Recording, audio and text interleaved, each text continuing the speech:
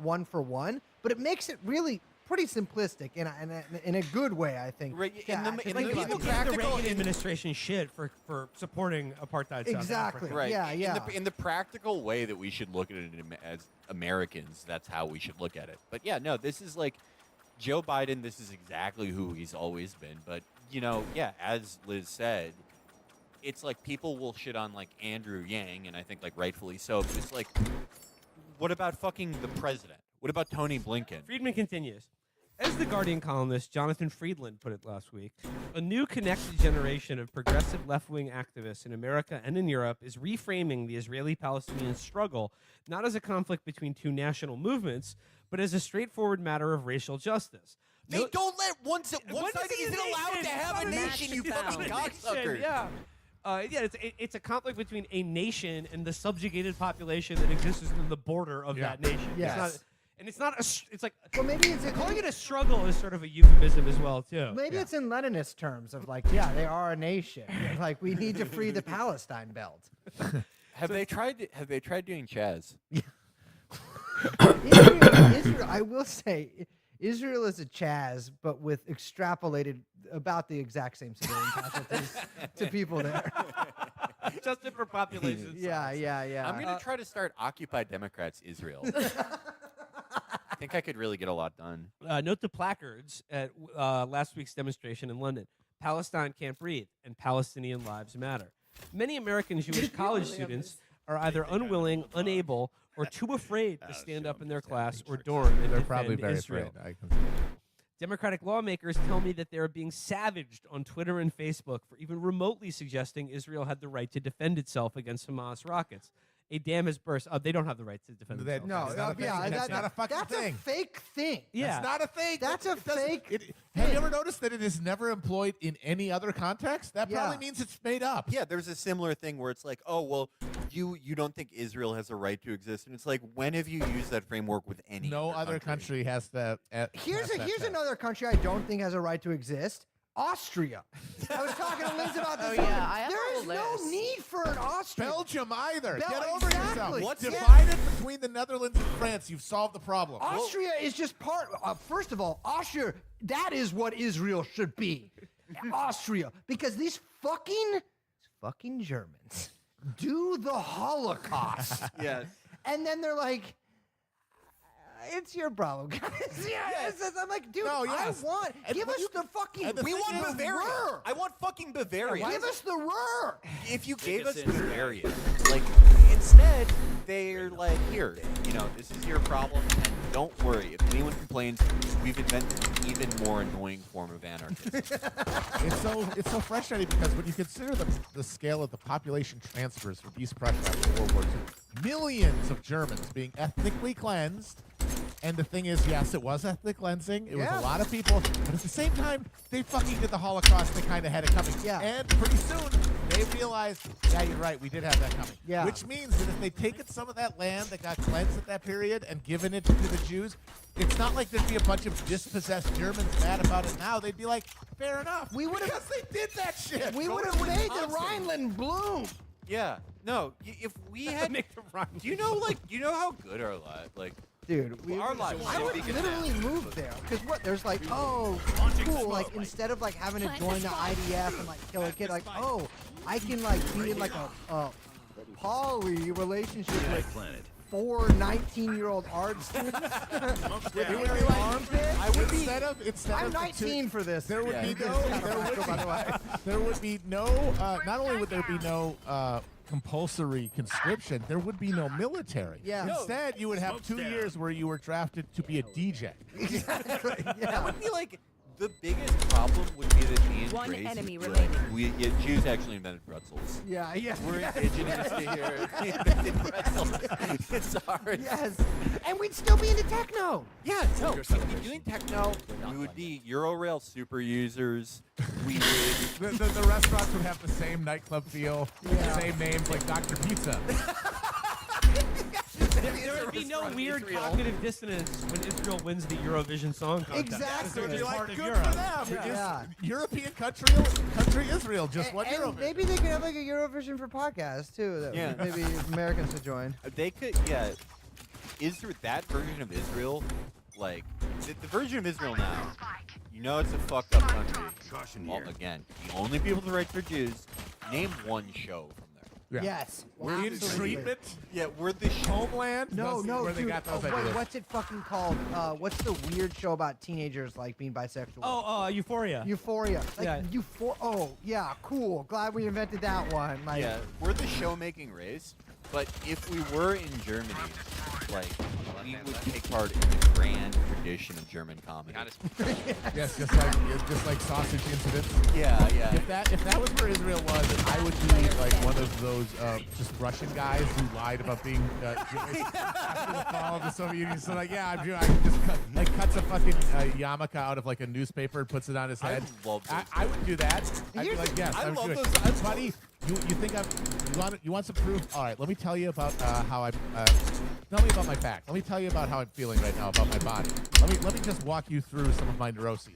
They let me in. Yeah. Well, here's the thing about like people talk about Israel, like you can't say it's like white supremacy. I'm like, yeah.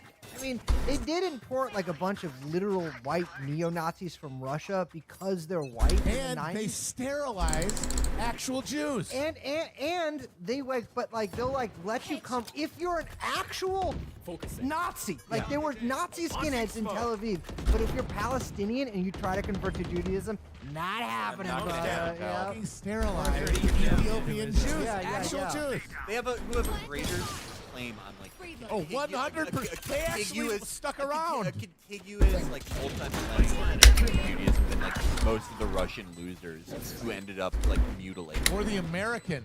Yeah, but like there is.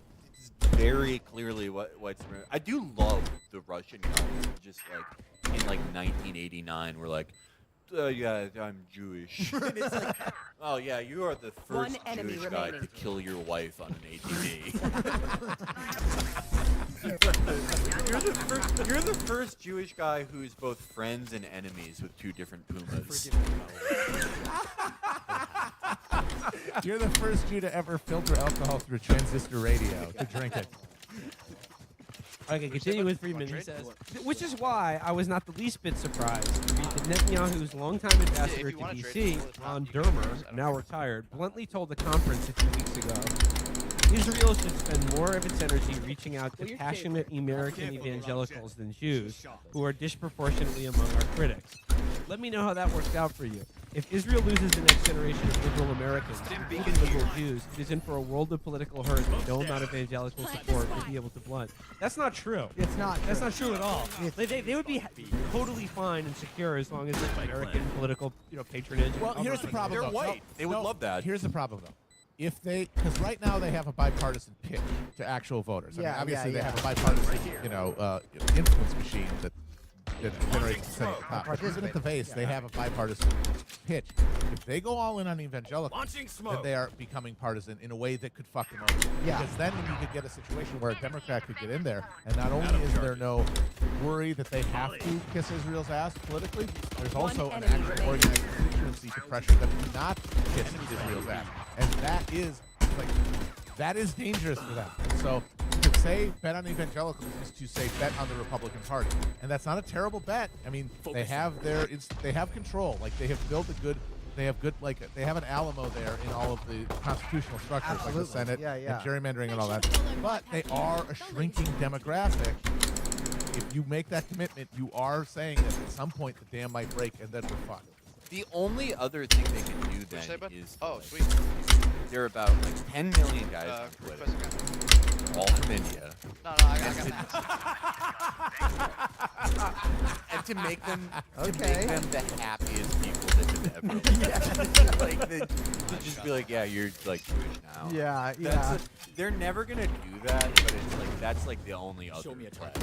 They all. I mean, I'll be real with you, and like Felix and I discussed this privately. If they do Venmo me $500, I will be good. Brimstone down. No, I mean that is really what this is. Yeah, like we haven't been pandered to. Yeah, no, they've never given me money, and that's the problem. It's like You know, I'm not just a single guy now. I have a niece. Yeah. And, Like, I don't want- in like 22 years, when she graduates from college, I want to buy her an anti-materiel rifle. Exactly. And like, here's the thing. Like, they offer me like, oh, you can live on the dirtbag kibbutz, and like, I don't want to. I want to live in a nice apartment. Yeah. Yeah. With someone who wears a wig. Yeah.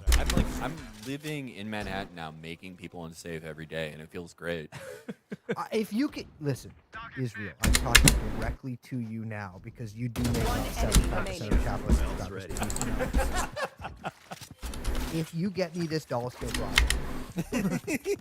I will do anything except publicly support you, or privately anything that requires more than like half a mile of walking that you want. 30 seconds. Okay, I'm gonna finish this one out here. I mean, there's a lot more to go, but I'm still really a couple more paragraphs. He says, and then there is Hamas. As usual, indeed, right on cue, the morning after the Gaza ceasefire took effect, Hamas's leaders declared another glorious victory. I guarantee you, though, the morning after, another set of conversations started in Gaza. It was the Gazan shopkeeper, widow, doctor, and mourner surveying the damage to their homes and offices and families, quietly saying to Hamas, "What the hell were you thinking? Who starts a war with the Jews and their Air Force in the middle of a pandemic? Who is going In the middle of a pandemic? in the middle of a pandemic? player standing. Who is going to rebuild my home and business? We can't take this any longer." Thomas, Mr. Friedland, I can guarantee you that like that conversation was not taking place anywhere. Because by the way, the question, who's going to rebuild my home and business? The answer is no one, because Israel doesn't let construction equipment or supplies into Also, Gaza. this idea that Hamas is going to be delegitimized What the by fuck their is going on? insistence on resisting Israel. Who are they going to give power? Who are they going to cede power to? The people who like getting bombed and don't have a problem with it? Like, there is no other force of people who are like, we're going to make a deal with the Israelis. Israelis systematically killed like every leader of the Palestinian resistance except for ones that, well, Yeah, we're useful. yeah. And so They have yeah. the situation that they wanted, and that's the thing. Every time they point to Hamas and say they're the obstacle, it's the end result of their intentional policy. It has helped them to have Hamas in. Well, I'm not going to read. I mean, Friedman goes on for more and more, but he just says to Joe Shocking. Biden, he's like, hey, you know, if you don't want to go all in on the Middle East peace deal, I won't blame you. But you know, it's not going to get any better on its own. What the fuck's going The on? entire premise of the thing is that America could be in any way a broker of peace. How can it be that when it is the sponsor of the one side with actual